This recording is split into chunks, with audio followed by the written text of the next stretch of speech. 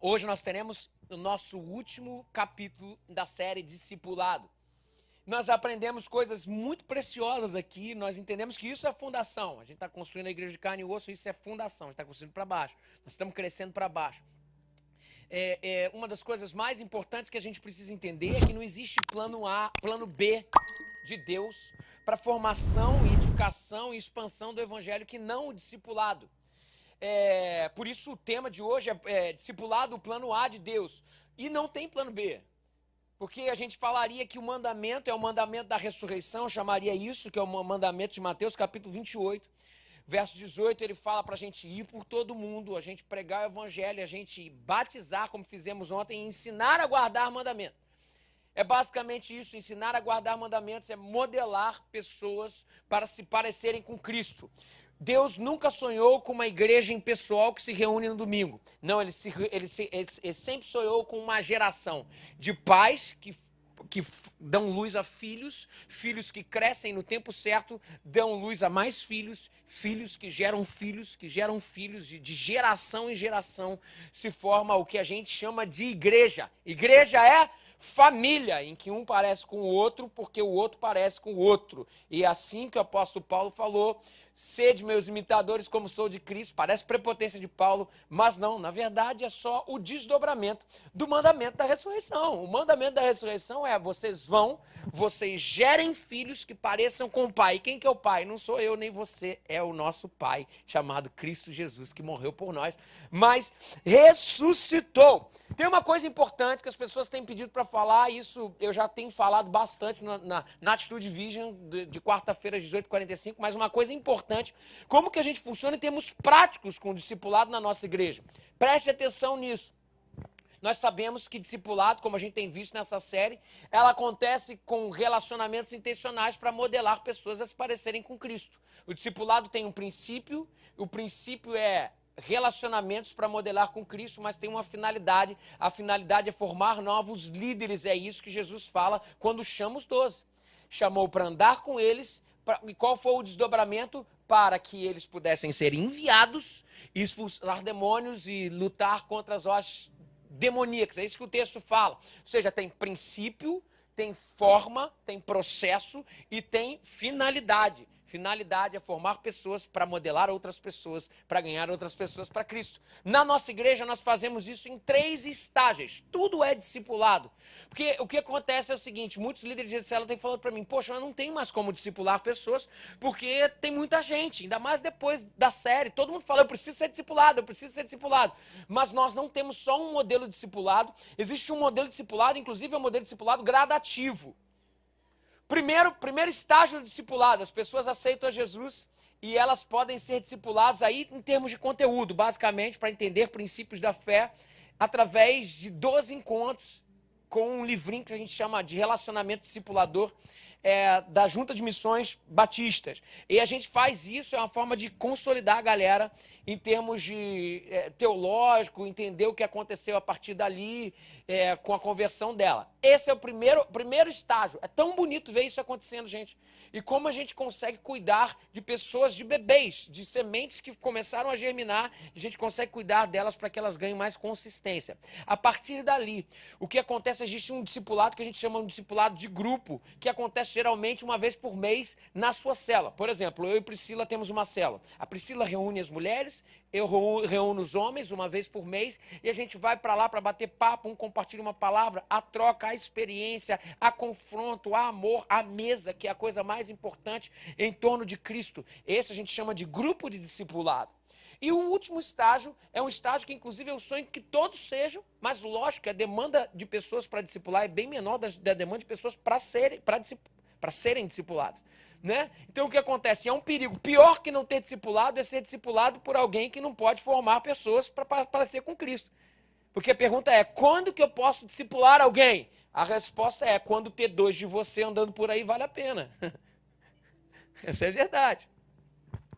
Então, o último estágio, que é o estágio que eu quero muito que todos façam parte, mas existe um processo, é o discipulado que a gente chama de discipulado a um cuidando do outro e o outro modelando. É o processo em que crentes mais maduros podem laborar, podem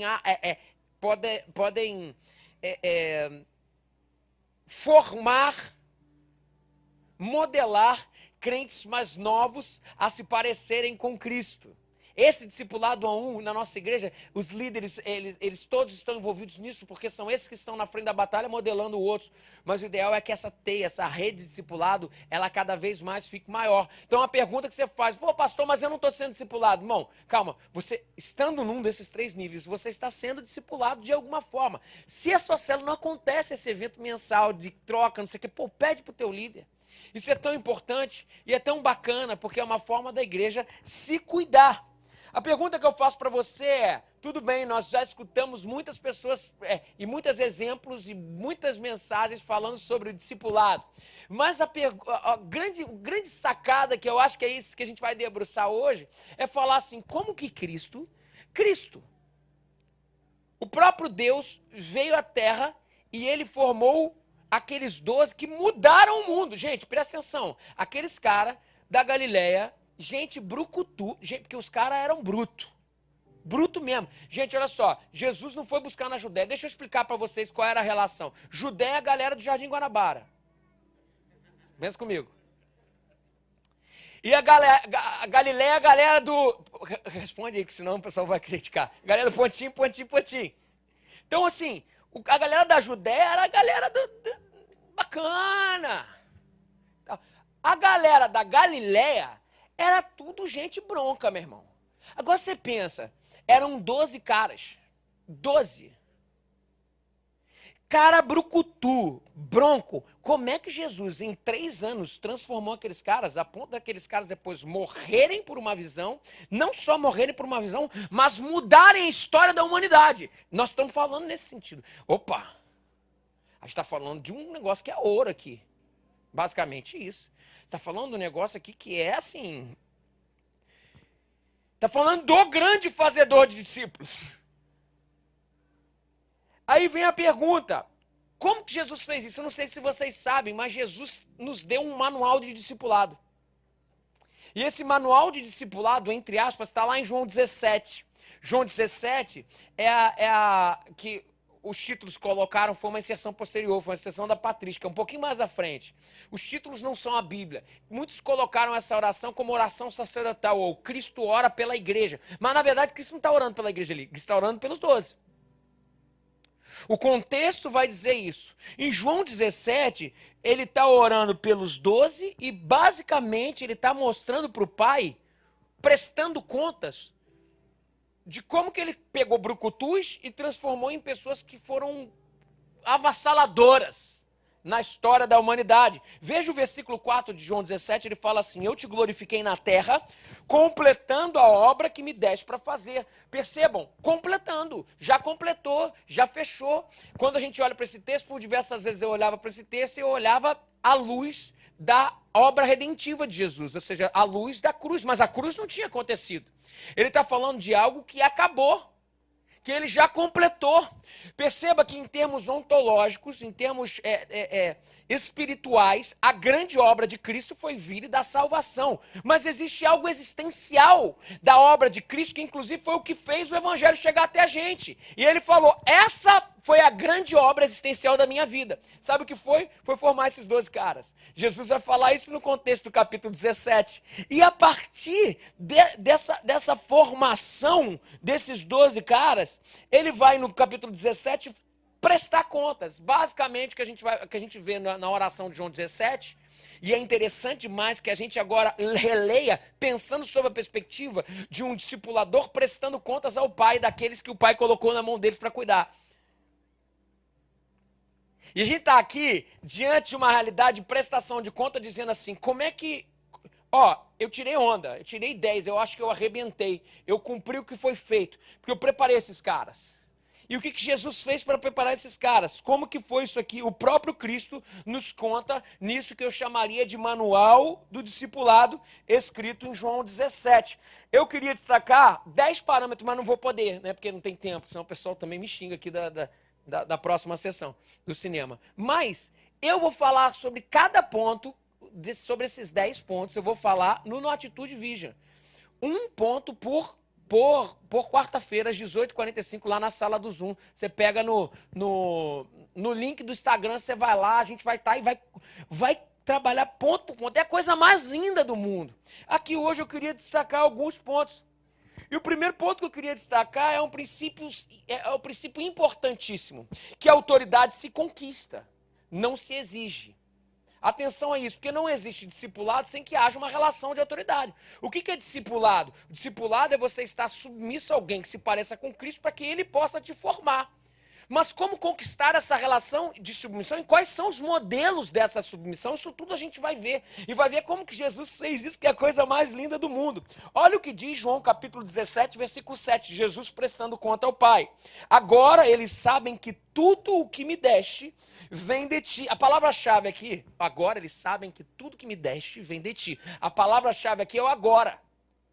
Pensa comigo. A gente está falando do Filho de Deus, para a gente é mole. Que já teve essa revelação, já viu o que Cristo fez, mas os caras estavam vivendo, inclusive conhecendo. E Jesus fala, depois de 3 anos, falando com o Pai, um pouquinho antes de ir para a cruz, de terminar o seu ministério na terra, ele fala assim, agora eles sabem, ou seja, agora, é mais ou menos assim, se é agora, é porque por um tempo eles não reconheciam.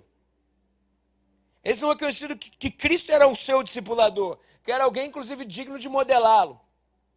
Há uma ideia subliminar nessa declaração, a de que a confiança dos discípulos e sua consequente sujeição havia sido resultado de uma conquista paulatina, de uma conquista gradativa.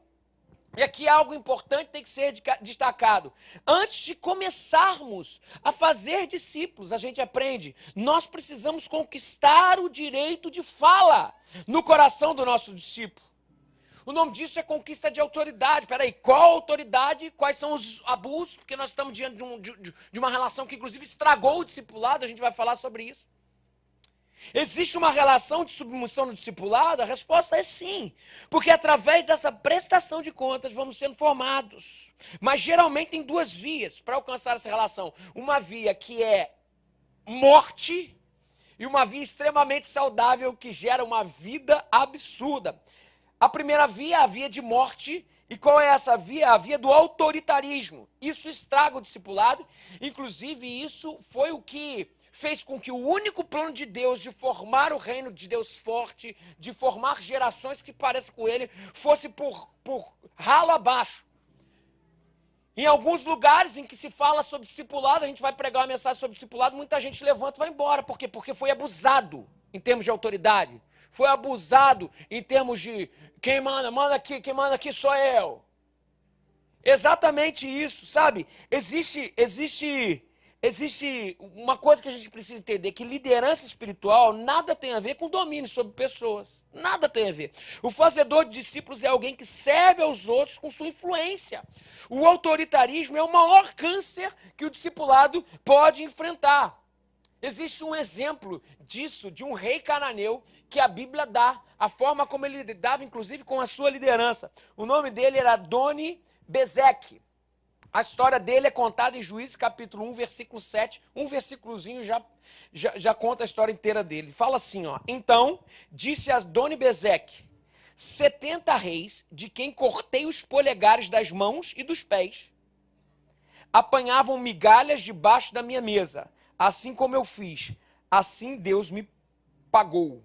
E levaram a Jerusalém e morreu ali. Pensa num negócio, que um rei que mantinha sua liderança através de um chicote e através da castração daqueles que eram liderados.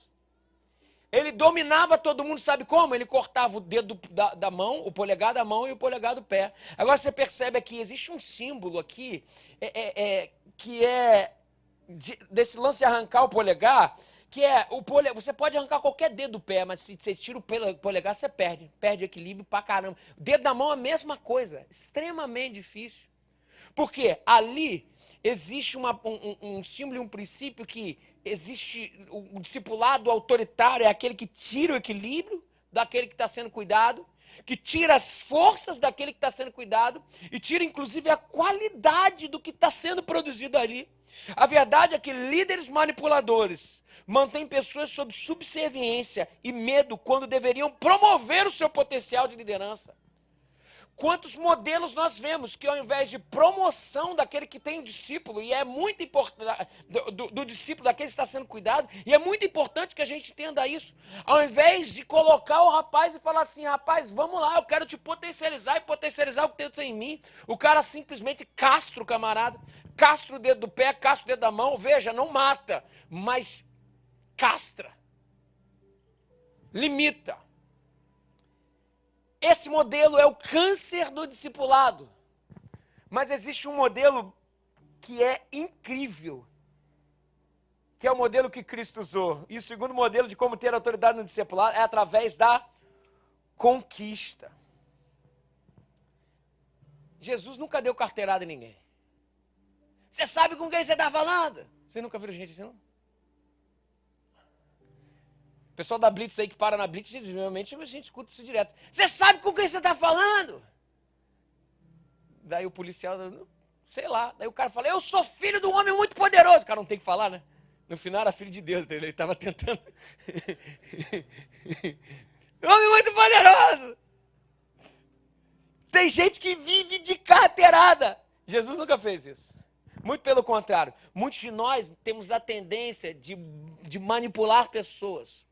Muitos usam de artifício para ganhar a submissão, mas só existe uma chave que Cristo usou para conquistar isso, e o nome disso é o serviço. Isso foi o que Jesus fez. Se você quer construir discípulos de Cristo saudáveis, inspire-os, promova-os. Isso demandará 3 coisas: relacionamento intencional, tempo e testemunho. Aqui vai um princípio importantíssimo de conquista e de serviço. A base de qualquer autoridade no discipulado é: não desista de ninguém, invista tempo e seja modelo. Não desista de ninguém, invista tempo e seja modelo. Ontem nós tivemos o batismo aqui na igreja e foram 21 pessoas batizadas. E os testemunhos? Meu Deus do céu, que coisa linda. Um desses testemunhos me emocionou muito, assim, todos me emocionaram demais, mas assim, porque eu vim acompanhando a história do Márcio. O Márcio estava aqui no primeiro culto, o Marcinho. E ele contou esse testemunho lá, eu vou replicar o testemunho dele. O Marcinho, ele era um dos líderes de uma igreja, de uma outra igreja, de um outro lugar. E ele foi totalmente preso pela religião, pela religiosidade. Ele era um pastor nessa igreja, não sei se eu poderia chamar de pastor, mas um líder. Imagina assim, uma referência de religiosa. Mas só que eles prendiam as pessoas através de um autoritarismo, de uma ordem, de um monte de coisa. Aí um dia ele teve um encontro com o Evangelho, um encontro com Cristo. E sabe o que aconteceu a partir daí? Todos os amigos, familiares, viraram as costas para ele. Todo mundo foi embora. Consideraram ele como apóstata, tiraram ele do ciclo. Quando o Márcio chegou, ele fazia gabinete comigo, e com um monte de, e também depois eu vou falar do povo que cuidou dele de próximo, ele falava assim, eu não consigo receber o perdão de Deus. Eu não consigo. Dificuldade em se sentir limpo, em se sentir perdoado. Daí ontem lá no batismo ele falou assim, mas eu queria glorificar a Deus pela vida do Thales. E o Thales é um líder de célula aqui da igreja. Porque ele foi atrás de mim e não desistiu de mim. E falou que acreditava no que Deus tinha para a minha vida. Ele acreditava no que Deus tinha para a minha vida. E ele me amou. Ele não desistiu de mim. E começou a falar. E eu também ligava para ele. E daqui a pouco ele sacou outra pessoa. Ele sacou o Rômulo, que é o líder de célula dele. E o Thales é supervisor da célula do Rômulo. E o Rômulo, ele falou assim, o Rômulo, ele me mandava mensagem todo dia.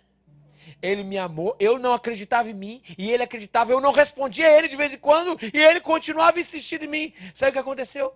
Gente, a coisa ficou tão pesada, a coisa ficou tão difícil, a falta de se perdoar, de se entender, de abandonar a religião. Um homem que sabe tudo da Bíblia, foi líder de uma religião. Ele tentou suicídio. E ele começou a se cortar. E hoje a gente olha para o Márcio, ele é todo tatuado. E ele falou ontem, eu não sou tatuado por questão estética. É porque eu quero esconder as marcas do que quase tirou minha vida. O que aconteceu? Por causa da tentativa de suicídio. Ele foi colocado numa clínica psiquiátrica. Não atendia o WhatsApp, não atendia o telefone, tiraram. Um belo dia, aparece lá na clínica. Eu vim aqui falar com o Márcio. Quem estava lá? Rômulo, seu líder de célula. Márcio, deixa eu falar, você tá aqui numa clínica psiquiátrica, mas tem um negócio para te falar. Os planos do Senhor não inspiraram na sua vida. O Senhor continua te amando. E Ele vai te tirar daqui. E Ele vai te dar vida. Vai restabelecer o seu ministério. Ontem, Marcinho desceu as águas. Quando levantou, ficou assim um tempo assim, ó. E eu falei assim, eu pensei no meu coração, que Deus é esse que usa a sua igreja sem deixarmos perder ninguém, para que o nome dele seja exaltado e vidas sejam restauradas. Meu querido irmão, nós não desistimos de ninguém. E como conquistar esse direito de fala no coração daqueles que Deus tem colocado nos nossos cuidados? Não desista de ninguém. Invista tempo. Seja o modelo. Nós não desistimos de ninguém. Paulo já nos ensinou o segredo de não desistir de ninguém. Atenção, a gente precisa mudar as nossas lentes. Atenção que eu vou falar agora. Paulo já nos ensina o modelo, porque não tem jeito. Por diversas vezes os nossos discípulos, um escorrega para cá, ou alguém que a gente está cuidando escorrega para lá, a gente fala assim, caramba, esse não tem jeito. O Paulo fala assim, meus irmãos, deixa eu falar uma novidade para vocês. Como eu faço para não desistir de ninguém? 2 Coríntios capítulo 5, versículo 16, ele fala assim, assim que nós, daqui por diante, e é um pacto que nós como igreja temos que fazer hoje. Olha o que ele fala. Assim que nós, daqui por diante, a ninguém mais vemos segundo a carne. Percebam? Assim que nós, daqui por diante, a ninguém mais vemos segundo a carne. O que Paulo está tentando falar aqui? Ele está tentando falar sobre o segredo que a gente precisa ter para não desistir de ninguém. Veja o seu irmão segundo a ótica de Cristo. O grande segredo de uma congregação é quando todos aprendem a olhar as pessoas segundo a ótica do Espírito. Precisamos olhar os outros como Cristo as vê. E como Cristo nos vê? Como Cristo nos vê? Ele nos vê restaurados, Ele nos vê perdoados, Ele nos vê libertos, porque 2 Coríntios 5,19 já nos diz, em Cristo, Deus já estava reconciliando consigo o mundo, não imputando aos homens as suas transgressões. Vamos olhar o nosso próximo, vamos olhar a nós mesmos, como Cristo nos vê. Ele levou sobre si as nossas dores, Ele levou sobre si os nossos pecados, pois Ele nos fez imputado pelas nossas transgressões e pelas suas pisaduras. Nós fomos sarados, vamos olhar aos outros como Cristo olha. É como uma carteira, por aqueles que são servos de Deus, Deus reserva uma carteira e coloca em algum lugar. E dentro daquela carteira já tem tudo que a gente precisa para a vida. Nós, filhos de Deus, muitos só apenas não buscamos aquela carteira ainda. Vocês entendem isso? Gente, os que receberam o Senhor já receberam tudo que a realidade da cruz pode dar em suas vidas. Gente, pela ótica natural, nós vemos homossexuais. Pela ótica natural, nós vemos ladrões. Pela ótica natural, nós vemos adúlteros, pela ótica natural, mas pela ótica do reino de Deus, vemos o sangue de Jesus, que purifica e que constrói um caminho para a libertação. Profetize, aplique fé e, sobretudo, não desista de ninguém. Esses brucutus que Deus colocou na sua mão para você formá-los à luz de Cristo, se tornarão homens que refletem Cristo. Enxergue seus filhos na fé como Cristo as enxerga. Eles são escolhidos, eles são perdoados, eles são amados, eles são restaurados, escolhidos, perdoados, amados, restaurados, escolhidos. Não foste vós que me escolhestes a mim, pelo contrário, eu vos escolhi a vós, e vos designeis para que vades e deis muito fruto, e o vosso fruto permaneça. Perdoados, mas se andarmos na luz, como ele na luz está, temos comunhão uns com os outros, e o sangue de Jesus, seu Filho, nos purifica de todo pecado. Portanto, agora nenhuma condenação há para os que estão em Cristo Jesus, para os que não andam segundo a carne, mas segundo o Espírito andam. Amados, mas Deus prova o seu amor para conosco, em que Cristo morreu por nós, sendo nós ainda pecadores, restaurados, pelo que, se alguém está em Cristo, é nova criatura. As coisas velhas já passaram, e eis que tudo se fez novo. Não desista de ninguém. Enxergue aqueles que te cercam como Cristo vê, como Cristo vê. E aqui está uma grande dica: não desista de ninguém. Em segundo lugar, invista tempo, tempo, tempo. Olha o que Jesus fala em João 17, versículo 12. Prestando contas ao Pai, ele fala: enquanto estava com eles, eu os protegi e os guardei pelo nome que me deste. Olha só. Ele não apenas chamou para andar, ele protegeu, ele guardou, ele foi na casa de um, ele ajustou com o outro, ele viu como é que estava, ou seja, Jesus investiu tempo. E aqui está uma chave. Jesus chamando um dos seus primeiros discípulos, aconteceu algo muito interessante. 2 discípulos que eram de João Batista olharam Cristo passando e saíram do discipulado de João Batista para o discipulado de Cristo. E olha a chave que Jesus destaca aqui, que é essa dedicação de tempo. Olha só, no dia seguinte, João 1:35, no dia seguinte, João estava ali novamente com 2 dos seus discípulos. Quando viu Jesus passando, disse: vejam, é o Cordeiro de Deus. Ouvindo dizer isso, os 2 discípulos seguiram a Jesus. Voltando-se e vendo Jesus que os outros 2 o seguiam, perguntou-lhes: o que vocês querem? Eles disseram: Rabi, que significa mestre, onde estás hospedado? E aqui é o centro. Respondeu Jesus: vinde e vejam, venham e verão. Então foram por volta das 4 horas da tarde, viram onde ele estava hospedado e passaram com ele aquele dia. A regra áurea do discipulado é: vinde e vede. Vinde e vede. O mandamento central de fazermos discípulos pressupõe uma vida de comunhão e relacionamento poderoso com o seu discípulo. Gente, tem que investir tempo. Tem que investir tempo. Não tem como. Nós vamos lá, nós vamos caminhar, nós vamos falar assim: aonde você está? Vem ver. Vamos junto comigo. Discípulo come a poeira do seu discipulador. É muito bonito essa coisa de investir tempo. Talvez o bem mais precioso que a gente tem para dar. Vocês lembram como aconteceu com Barnabé discipulando Paulo? Paulo antes estava sendo discipulado por Ananias. A gente até pregou sobre isso. Quando Paulo se mudou para Jerusalém, passou o discipulado de Barnabé, passou o discipulado de Ananias para Barnabé. Gente, agora vocês imaginem a cena. Corria na região e entre os cristãos que o Paulo, que era aquele grande assassino, era perigoso demais, porque ele matava os cristãos. Agora você imagina, é como se Paulo entrasse, foi o que aconteceu, ele entrou na igreja de Jerusalém, imagina a cara do povo, gente.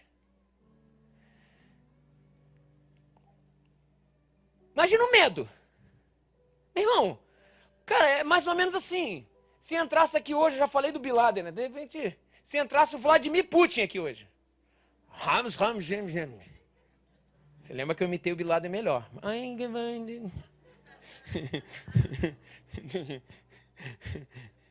Imagina, tudo bem que o Vladimir Putin não mata cristãos, mas alguém que mataria cristãos. Você imagina o cara entrasse aqui agora, meu irmão, de casaco, a gente fala: pronto, vai explodir todo mundo aqui dentro. Cara, Paulo entrou na igreja, aí ninguém olhava para Paulo. É isso que diz lá em Atos capítulo 8. Daqui a pouco acabou o culto, meu irmão. Que mané, comunhão, nada. Todo mundo, ó, vup, zarpou. Só que o tal do Barnabé ficou. E o Barnabé chegou e falou assim: bom dia, irmão Saulo. Que bom ter você aqui. Vem cá, Saulo, eu posso... Vamos comer um churrasco junto? E daí Barnabé levou Saulo para comer um churrasco junto.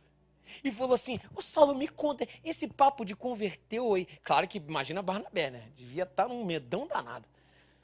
Esse papo de converteu, me conta como é que foi. Daí o Saulo falou, ô Barnabé, você não sabe o que aconteceu. Eu estava indo para Damasco, eu ia matar cristãos, povo de vocês. Agora não sei se sou eu também, né? Eu acho que sou.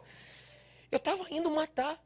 E veio o próprio Cristo e se manifestou a mim. E quando ele se manifestou a mim, ele falou, Saulo, eu sou Cristo, quem você me persegue? Você persegue. E o Barnabé olhou para aquilo e falou, uau! Que coisa incrível. Barnabé, filho do encorajamento, é o cara que sabia encorajar. No churrasquinho ali, assistir o jogo do... Vou mudar de assunto agora. Não vou falar do Fluminense, não.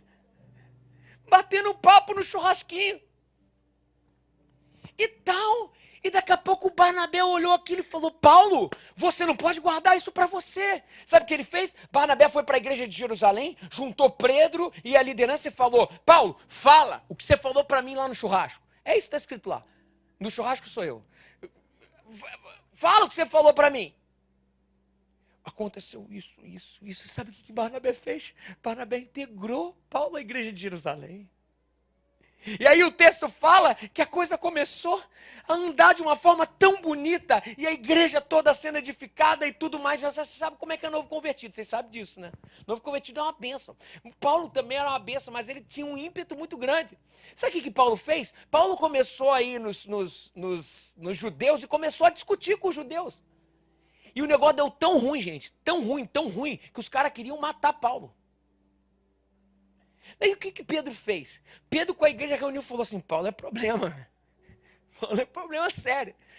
O que a gente vai fazer? Daí Barnabé falou, já sei, tive uma sacada. Paulo, chamou Paulo, olha só. A igreja de Jerusalém quer te presentear. Quer te presentear com uma passagem para Tarso, só de ida, vai. Gente, inacreditavelmente, sem falta de maturidade, mandou o novo convertido, que era apaixonado por Jesus, mas precisava ser cuidado, lapidado, de volta para casa. E Paulo voltou para Tarso. Imagina, aquilo acabou com a emoção dele, acabou com o coração dele. Com certeza, se fosse numa igreja tipo batista, assim, que tem assembleia administrativa, Barnabé não estava na hora, senão ele ia falar assim, não concordo com isso. E aconteceu um negócio que ao mesmo tempo, depois que aconteceu a perseguição em Israel, o povo todo se espalhou. E o povo crente que se espalhou, teve uns que foram para Antioquia. E eles começaram a pregar e viver o evangelho lá, e a igreja de Antioquia começou a crescer. Sabe o que aconteceu? Eles falaram assim, vamos mandar um obreiro para lá. Quem que eles mandaram? Barnabé. Aí Barnabé foi para a igreja de Antioquia e começou a trabalhar a igreja e começou a encorajar o povo a cuidar, a investir tempo, a amar, a acreditar. E o que aconteceu com a igreja? A igreja começou a crescer. E aconteceu um negócio mais incrível ainda. A igreja de Antioquia, de acordo com alguns historiadores, provavelmente tinha por volta de 2.000 pessoas. Você imagina uma igreja gentílica com 2.000 pessoas. Sabe o que aconteceu? Barnabé, depois de estar fazendo aquilo, ele se lembrou. Sabe de quem ele se lembrou? Ele se lembrou daquele discípulo que foi machucado e ferido lá atrás. Ele falou, como é que está Paulo? Chegou para os seus líderes e falou assim, pessoal, eu sei que nós temos bastante ovelha aqui para cuidar, mas tem uma 100ª ovelha que eu preciso buscar. E o Barnabé viajou de Antioquia até Tarso. Agora você imagina Barnabé chegando na cidade, gente. Barnabé chegou na cidade, não tinha WhatsApp, não tinha nada. O que ele faz? Para buscar, provavelmente ele falou assim, vocês conhecem algum solteirão por aqui que faz tendas? Ah, mora ali com a mãe. Chegou lá. Barnabé bateu na porta. Alguém recebeu, foi falar assim, vem cá, é aqui que mora o Paulo? E a pessoa falou, é aqui que mora o Paulo. Ele está? Tá. Daqui a pouco, provavelmente, o Paulo já escutou a voz e falou, eu conheço essa voz, é de Barnabé. Ele cuidou de mim. E ele cuida de mim. Quando ele chegou, falou assim, Paulo, Barnabé, você veio. Ele falou, Paulo, eu vim. Por que você veio? Eu vim por causa de você. Não é possível, você deve estar passando para ir a Jerusalém entregar algumas ofertas. De jeito nenhum, o Senhor me incomodou e eu vim atrás de você aqui. E quando chegou lá, E o apóstolo Paulo falou assim, mas peraí, o que você veio fazer? Ele falou assim, Paulo, não é à toa. Você esqueceu que você estava a caminho de Damasco e Deus te pegou de jeito e o Cristo apareceu para você. Você acha que simplesmente isso aconteceu porque aconteceu? Deus tem um propósito para a tua vida, rapaz. Ele falou assim, Barnabé, você sabe que deu ruim, Barnabé. Eu sou problema para você, cara. Eu sou problema para a igreja de Jerusalém. Aí o Barnabé falou, eu vim aqui hoje para te chamar, porque você vai ser meu braço direito. Ele falou assim, Barnabé, vai dar ruim, Barnabé. Vai dar problema, Barnabé. E o Barnabé falou, não sei se você sabe, eu não estou mais em Jerusalém, eu estou em Antioquia e olha o que Deus está fazendo lá. Nós começamos a cuidar daquele povo, o Senhor foi acrescentando, hoje já são milhares, eu preciso de você, Paulo. E o Paulo falou assim, mas eu vou fazer problema. Ele falou, eu vou te acompanhar. Eu vou te acompanhar, eu vou estar do seu lado. E Paulo topou esse desafio. E Paulo e Barnabé começaram uma vida incrível no Senhor. Era assim, o texto de Atos falava que era Barnabé e Paulo, mas o Barnabé, ele não queria a glória para ele foi cuidando até o momento que a coisa virou Paulo e Barnabé. Ele começou a cuidar de toda a expansão missionária, porque alguém um dia acreditou no cara. Alguém um dia deixou os seus afazeres, deixou tudo que estava fazendo, deixou, inclusive coisas legítimas, e falou assim, tem um amigo meu que está descoberto, tem um amigo meu que precisa do meu cuidado, tem um amigo meu que Deus tem um amor muito grande por ele. Segura as ovelhas aí, vocês cuidam, eu vou atrás do meu amigo que está lá desacreditado. Hoje, se não fosse Barnabé, talvez nós não estaríamos aqui, porque nós estamos falando de Paulo. Meu querido irmão, não desista de ninguém. Invista o seu tempo, assim conquistamos a autoridade no discipulado. Através de uma liderança que serve, conquistamos discípulos para Cristo, quando servimos eles tanto, que eles querem estar debaixo do que Deus tem feito em nós, para serem modelados à luz de quem Cristo é.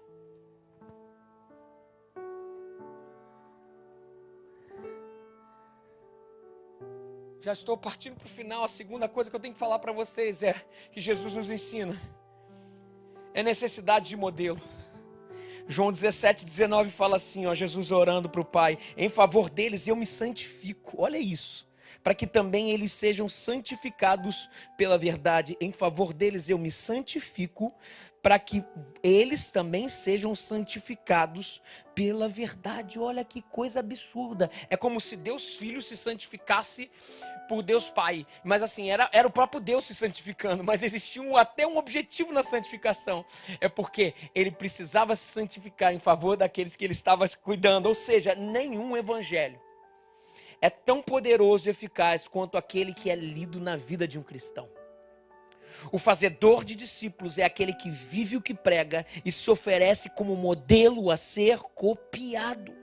Meu querido, deixa eu te falar um negócio. Suas habilidades podem atrair muita gente, mas apenas o seu testemunho levará pessoas a darem a sua vida por uma visão. O centro é modelagem. O centro é modelagem. O cerne é modelagem. As pessoas só aprendem através de um modelo. Talvez seja uma das ilustrações não, foi uma história bíblica que mais exemplifica isso. Eu contei isso no primeiro episódio. E a história de uma mulher que recebia um profeta chamado Eliseu. E recebia sempre o profeta lá. E Eliseu percebeu que aquela mulher não tinha filhos. E Eliseu se envolveu de compaixão por ela e ministrou uma palavra sobre ela, dizendo que a próxima vez que Eliseu voltasse ali, ela estaria com um filho nos braços. E realmente aquilo aconteceu. Para uma mulher judia era de extrema importância, quem não gerava frutos, inclusive era preconceituada. E com aquela criança nos braços, a alegria veio, mas depois de um tempo, ela manda recado para o profeta e diz, sabe aquele que você profetizou? Primeiro que eu não pedi um filho, e segundo que depois que você profetizou e nasceu agora, essa criança morreu, ela está morta. Você imagina, aquilo foi um baque para Eliseu. Aí Eliseu chegou para o seu servo, o seu moço chamado Geazi, e falou assim, toma aqui meu cajado. Ou seja, autoridade transferida. Toma aqui o meu cajado. Aí ele pede um negócio falando assim, vá lá, ora pela criança que ela vai ressuscitar. Agora você imagina o servo de Eliseu, Geazi, pegando aquela bucha. Aí foi Geazi para lá, pegou o cajado, chegou lá, onde está a criança? Está ali no quarto. Chegou lá, um cadáver, um corpo morto. Ele foi lá, colocou o cajado. Senhor, tem que... Nada aconteceu. Senhor, nada. Não tem jeito. Chama Eliseu, vamos chamar o homem. Aí Eliseu vem, entra na casa e fala assim, onde está aquela criança? E a criança estava morta lá. Sabe o que Eliseu fez diferente de cajado, de não sei o que, de ritos? Eliseu deitou na criança, colocou braço com braço, colocou testa com testa, nariz com nariz, corpo com corpo. E parece que soprou vida dentro da criança e o menino ressuscitou. Sabe, gente? Talvez essa seja a expressão bíblica que define o que é discipulado. Discipulado é reproduzirmos vida em contato com vida. Vida em contato com vida. Sabe, fazer discípulos é ser modelo e derramar lágrimas nos olhos secos de quem está do nosso lado. Fazer discípulos é ser exemplo de serviço e respirar por quem está sufocado e já não tem mais ar para respirar. Fazer discípulos é fazer com que o nosso coração quente bata no coração frio de quem já perdeu a esperança, de quem perdeu a fé. Fazer discípulos não é transferência de unção, de autoridade, como cajado de Eliseu para Geazi. Fazer discípulo é transferência de vida. Modelagem, exemplo, chamar, vamos embora, vamos caminhar junto, abrir espaço para o outro na nossa vida. Permitir que o problema do outro nos afete, porque é assim que funciona o reino de Deus. São pais que geram filhos e filhos que geram filhos no seu tempo. E talvez isso aponte para o que eu chamaria, e caminho para o último ponto, de maturidade do discipulado. Qual é a maturidade? Aí que fica gostoso o discipulado. O gostoso demais, aí fica o melhor de todos. É o momento em que o discipulado ele passa de uma relação de mestre e servo, que não é para ser, para uma relação de aliança e amizade. Olha que bonito isso aqui, gente. Percebam o caminho de Jesus com esses caras, esses 12. João 17, 24 fala, Pai, Jesus falando, né? Quero que os que me deste estejam comigo onde eu estou. E vejam a minha glória, a glória que me deste, porque me amastes antes da criação do mundo. Ou seja, no final das contas eu quero estar com os caras. É basicamente isso. Quanto mais saudável o discipulado, mais claramente ele fará a rota da obediência pela aliança. O fazedor de discípulos é alguém que transforma servos em amigos leais. Lembra do processo de Jesus? Ele chegou lá para aqueles dois que eram discípulos de João Batista e os caras falaram assim, mestre, olha só, olha a formalidade, Rabi, como é que faz? Ele falou, vem, vamos caminhar comigo. Olha só, começa com esse nome, mestre. E aí a gente lembra de André e seu amigo, quando Jesus chegou para chamar eles e tudo estava acontecendo, ele chegou, chamou e chamou para onde? Para dentro de casa. Você lembra de Pedro, conquistando a confiança de Pedro, o que Jesus faz? Jesus vai na casa de Pedro e cura a sogra dele. Eu não sei se isso é bom ou se isso é ruim. Minha sogra é uma benção, sogra. Ela está lá de São Paulo me escutando. Te amo, sogra, te amo. Constrói. No início é rusga. No início é difícil. Uma relação que vai construindo através do serviço, através do amor, através do investimento de tempo. Mas olha, depois de 3 anos, olha que bonito isso, gente. Depois de 3 anos, se passando de relação. Eu gosto muito daquela história. Quantos estão vendo The Chosen aqui? Quantos estão vendo? Eu pergunto toda semana que eu quero que todo mundo veja. Vocês já viram aquela parte que Jesus vai fazer o primeiro milagre lá em multiplicar vinho, lá em transformar vinho? Vocês viram? Até fizeram um meme daqui, Jesus chega lá e está na festa, daqui a pouco ele chama os discípulos junto e eles começam a fazer, vocês viram isso? Que até transformou em meme isso, gente. Eu imagino Jesus assim. Jesus é assim, gente. É assim. Aquele cara, gente boa pra caramba. parceiro que está lá para servir. Jesus é bacia e pano na mão. Jesus, isso no final da vida dele, ele botou os caras. Eu falo isso todo dia discipulado. Esse é um serviço, é um paradoxo do serviço. Qual é o paradoxo do serviço? É o paradoxo da autoridade. Eu tenho autoridade à medida que sirvo. Eu tenho autoridade à medida que sirvo. É mais ou menos assim, Cristo sendo Deus, não teve por usurpação a ser igual a Deus. Ou seja, ele já tinha toda a autoridade, mas aí ele começa a servir, se humilhou, tomou a fome do servo, se humilhou, como foi. Depois ele chega no fundo do poço, e esse fundo do poço, entre aspas, até a morte obedecer, é o que Cristo exemplificou, dizendo assim, olha, todo mundo bota o pé para fora. Bacia, pano, bota o pé para fora. Aí alguns que acham que tem condição de dar a vida, tipo Pedro, assim, Pedrão, você não vai lavar o meu pé? Porque afinal de contas, daí Jesus falou assim, Pedro, se tu não deixar eu lavar teu pé, tu não tem parte comigo, cara. Ele falou, então faz o seguinte, dá um banho em tudo. Aí, cadê o pé? É mais ou menos assim, ei, discipuladores, mostra o pé. Mostra o pé. E daí, nesse determinado momento em que a aliança e a amizade já foi construída, depois de 3 anos ele falando isso tudo, aí ele reúne todo mundo assim, no final do seu ministério, lá em João capítulo 15, versículo 15, daí ele fala assim, olha gente, olha que bonito isso aqui, gente, isso aqui não tem precedente na história judaica. Aí Jesus chega para os seus discípulos e fala assim, ó, eu já não vos chamo de servos, porque o servo não sabe o que faz o seu senhor, mas tenho-vos chamado de amigos. Porque tudo quanto ouvi do meu Pai vos tenho dado a acontecer. A amizade, relacionamento, é essa maturidade principal onde pais se tornam filhos e filhos se tornam pais e o reino de Deus vai avançando. Eu gosto muito de um exemplo de discipulado, que eu acho a coisa mais linda do mundo. E o exemplo, sabe qual é? É o exemplo do ministério do Billy Graham. Billy Graham foi o maior evangelista em termos de massa que a humanidade já viu. E no final do ministério do Billy Graham, nas últimas cruzadas, o povo que começou lá do início continuava com ele. Daí é legal, porque no momento de adoração, daí vai subir fulano de tal para adorar. Daí vinha o velhinho assim, ó, todo capenga. Daí vinha aqui, Amazing Grace, assim. Coisa mais linda do mundo. Eu não sei se vocês sabem, mas quando eles se aposentaram, toda a equipe ministerial, quem Billy Graham discipulava, os discipulados que aconteceu, sabe o que eles fizeram? Eles compraram casa um do lado do outro. Eles moravam, alguns devem ser vivos até hoje, não sei se são, mas moravam todo mundo no mesmo condomínio. Você imagina que a mulherada deve ter amado essa ideia, né?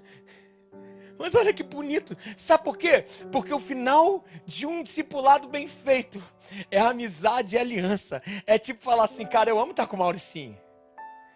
Eu estou com o Mauricinho para forjar ele à luz de Cristo? Até estou, mas a amizade já transpassou isso tudo. E eu já estou pensando aqui, imagina daqui a uns 40 anos. Cara, eu acho que a gente tudo vai ter que abrir um condomínio aqui. Vamos abrir um condomínio Iba-Ilha? O que vocês acham? Todo mundo morar lá dentro? Imagina, meu irmão, isso vai dar problema. Não, mas botar a Elisa para ser administradora, meu Deus do céu. Eu já estou sonhando. Café da tarde, todo mundo se reúne na praça do condomínio. A Érica vai fazer uma mesa aposta pra gente. Sabe o que eu estou falando para minha galera? Eu falei isso no primeiro culto quando tinha alguns discípulos meus. O Mauricinho está aqui. Meu sonho é envelhecer do teu lado, cara. Meu sonho é a gente falar no final da vida dizendo assim: combati o bom combate, guardei a carreira que me foi estabelecida desde o início da fundação do mundo. Na final de contas, reino de Deus é mesa, gente. É amizade, é alegria, é leveza. E conhecereis a verdade, e a verdade vos libertará. Nós estamos 1 mês e meio falando sobre isso, para chegar nesse ponto aqui. E o ponto é um só: vamos ser submissos uns aos outros. Porque um serve o outro lavando o pé, gerando aliança em amor e dizendo assim: eu quero modelar Cristo em você.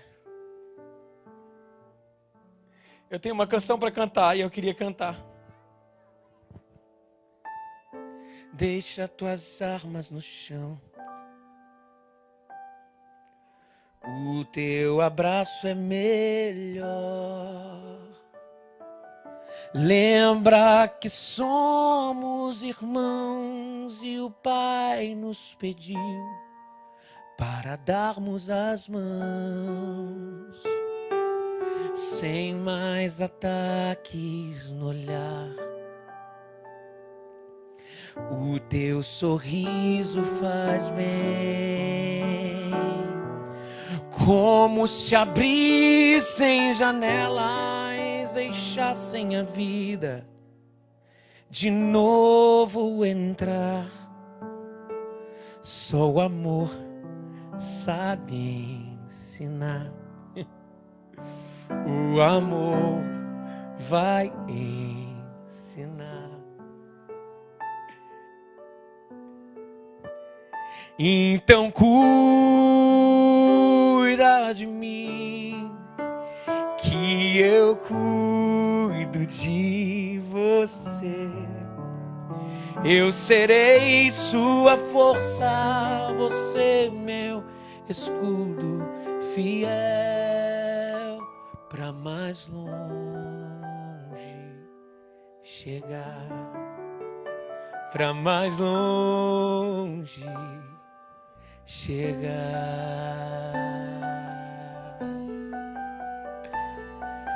Filhos que são gerados por pais, pais que geram filhos. Aliança, relacionamento, aliança, relacionamento, amor, serviço, modelagem para nos parecermos com Cristo. Esse é o objetivo.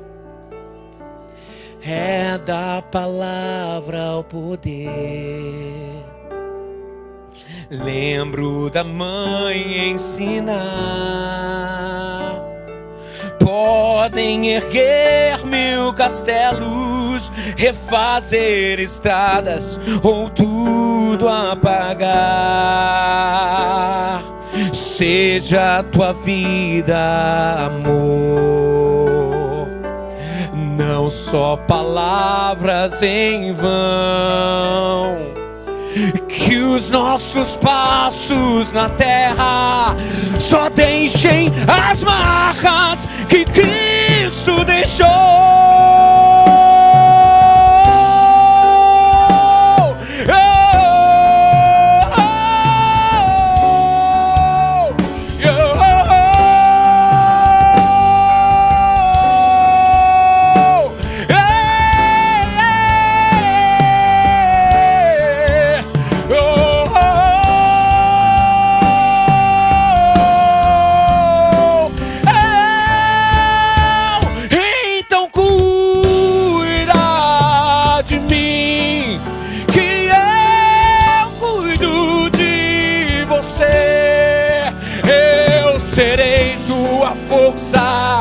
Você meu escudo fiel, pra mais longe chegar, pra mais longe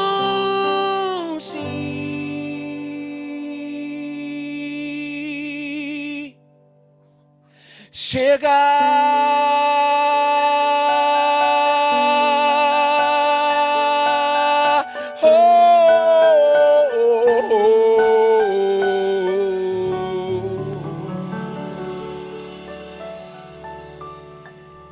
Que os nossos passos na terra só deixem as marcas que Cristo deixou.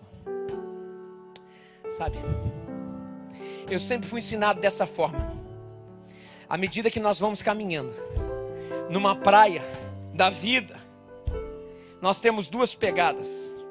E no momento de maior dificuldade, alguém disse: eu só vi duas, só vi uma pegada. E daí essa pessoa se volta para Deus e fala assim: mas Deus, no momento em que eu mais precisei, você não estava lá. E Deus falava: você que se engana, Naquele momento, as tuas pegadas eram as minhas pegadas, eu te carregava no colo. Mas sabe, meu querido, eu aprendi que isso era Deus, até é Deus. Mas hoje, assim como aconteceu com Paulo e Ananias, Paulo, quando encontrou Cristo, Cristo falou: agora você entra na cidade, que vai ter alguém que vai te ensinar e te ajudar. Eu aprendi uma coisa: essas pegadas até são de Deus, mas Deus na forma de homem. Sim, essas pegadas no momento de grande dificuldade, sabe quem são? Quando eu estou com dificuldade, essa pegada do Mauricinho, que me pega no colo. Essa pegada do Rafael, que fala assim: cara, o Everton está precisando de mim. Essa pegada da Andréia, que fala assim: cara, olha só, ele não tem condição de caminhar agora. A verdade é que as pegadas na praia hoje são Deus encarnados na forma de quem está cuidando da gente.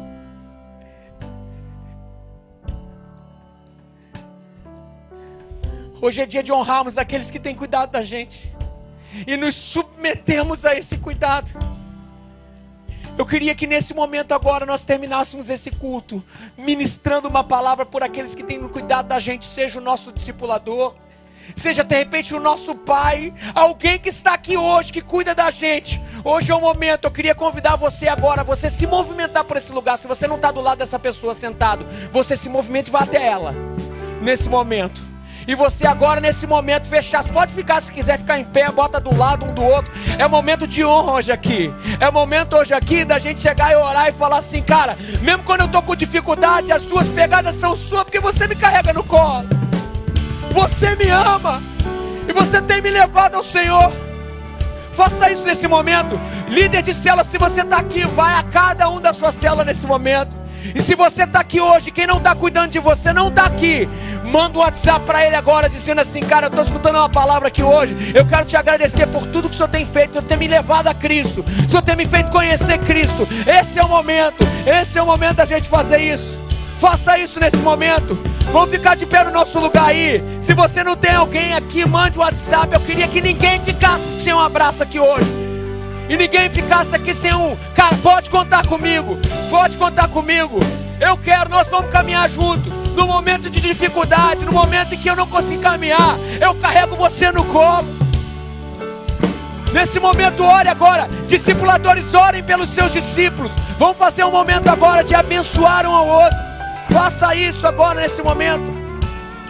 Quer ir lá falar para o pai? Vai lá, vai lá, vai lá.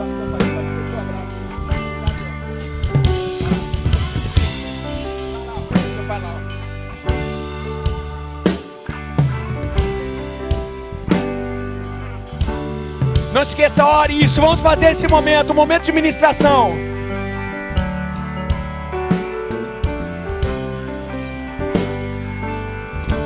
Ninguém sem abraço. Ninguém sem abraço. Então cuida de mim, que eu cuido de você. Eu serei sua força, você é meu escudo fiel, pra mais longe chegar, pra mais longe chegar. Então cuida de mim, que eu cuido de você. Eu serei sua força, você é meu escudo fiel, pra mais longe chegar, pra mais longe chegar, pra mais longe chegar, pra mais longe chegar, pra mais longe chegar, pra mais longe chegar. Ei! Senhor, nos ajuda, Senhor, a sermos uma igreja, Senhor, em que um cuida do outro, em que um se apaixona pelo outro, porque quer mostrar Cristo para o outro. Nos ajuda, Senhor, como igreja, Senhor, a pagar o preço de fazer aquele que nós estamos cuidando, teus servos, Senhor, parecidos contigo, Senhor.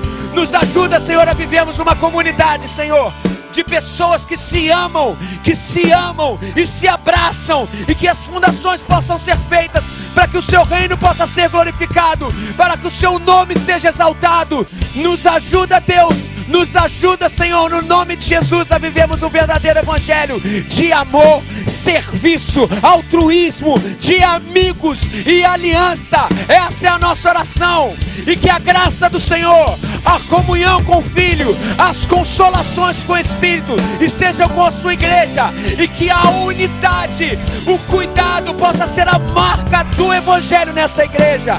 Que o Senhor te abençoe e te guarde, que o Senhor faça resplandecer o seu rosto sobre ti e tenha misericórdia de ti, que o Senhor sobre ti levante o seu rosto e te dê a paz no nome de Jesus. Amém. Vamos aplaudir ao Senhor. Aleluia. Vamos cantar. Deus te abençoe. Ótima semana, gente. Ótima semana.